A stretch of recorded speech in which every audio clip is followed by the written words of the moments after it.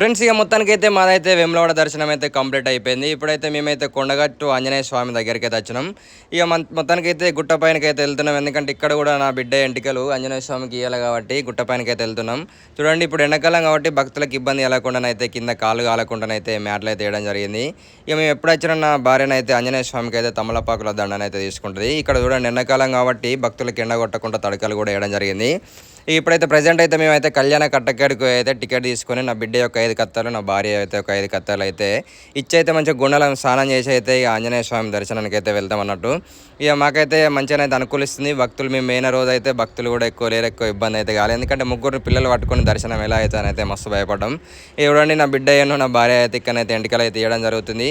ఇక అలాగే మా వీడియో కనుక మీకు నచ్చితే లైక్, షేర్, కామెంట్, సబ్స్క్రైబ్ అయితే చేయండి. కొంచెం సపోర్ట్ చేయండి. అంజలి 321 ఛానల్ అయితే సబ్స్క్రైబ్ చేసుకోండి. ఇక దర్శనం అయితే కంప్లీట్ అయిపోయింది. ఇక ప్రసాదాలు తీసుకొని అయితే కిందకు అయితే వండుకొని తింటాం ఇక్కడ కూడా.